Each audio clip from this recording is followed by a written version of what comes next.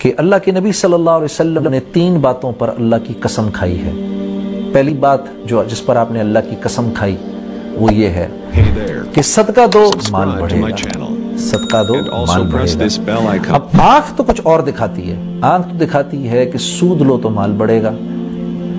$100 کہیں رکھوائے، اس پر $120 مل گئے، $20 کا سود مل گیا، لیکن جو چیز نظر نہیں آئے گی وہ یہ نہیں نظر آئے گی کہ اب اللہ ضرورتیں $140 کی کر دے گا۔ کیوں؟ کیونکہ سود براہ راست اللہ سے جنگ ہے۔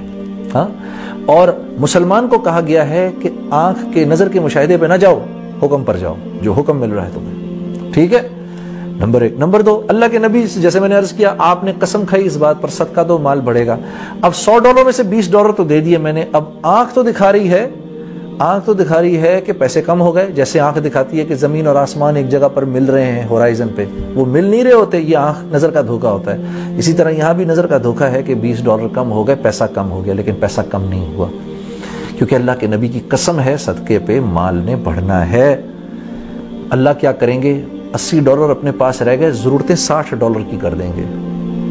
تو ایک تو یہ کہ اللہ کے نبی کا پہلا ارشاد کہ صدقہ دو مال بڑھے گا۔ دوسرا ارشاد آپ کا، تم پر کوئی حال آئے، کسی قسم کی سختی آئے، کوئی تمہیں کچھ برا بھلا کہے، تمہارا کوئی نقصان ہو جائے، اس پر فوراً تمہاری نظر میری طرف جائے، نہ کچھ کڑوی کسلی بات کرنے والے کو جواب دینا، غصہ بھی پی جانا، یہ گھونٹ اللہ کو بہت پسند ہے غصے کے پی جانے کا، معاف کرنا لوگوں کو۔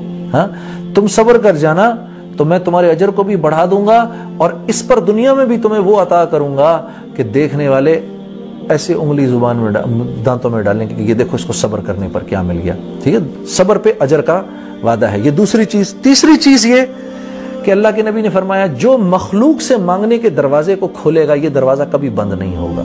تو ان 3 چیزوں کا خیال رکھنا ہے، جس میں سب سے پہلے کیا ہے کہ $1 کی جو قیمت ہے وہ اس وقت آپ کو نہیں پتا، جو پیسے آپ دیں گے آپ دے کے بھول بھی جائیں گے، اللہ کو یاد رہے گا، اللہ رب اور سنسیریٹی سے اگر دیں گے، اللہ کو راضی کرنے کے لیے دیں گے، تو قیامت میں اللہ اتنا بڑھا چڑھا کر دے دے گا کہ آپ سوچ بھی نہیں سکتے۔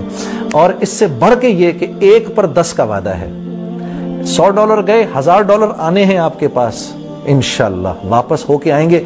اللہ اپنا قرض کسی پہ نہیں رکھتا۔ ایک بات یاد رکھنا کہ اللہ کے ہاں پیسہ اس کا قبول ہوتا ہے جس کے لیے اللہ خود فیصلہ کرتے ہیں۔ کیوں؟ کیونکہ اللہ اپنی مخلوق کے لیے ہر ایک کے مال کو نہیں پسند فرماتے۔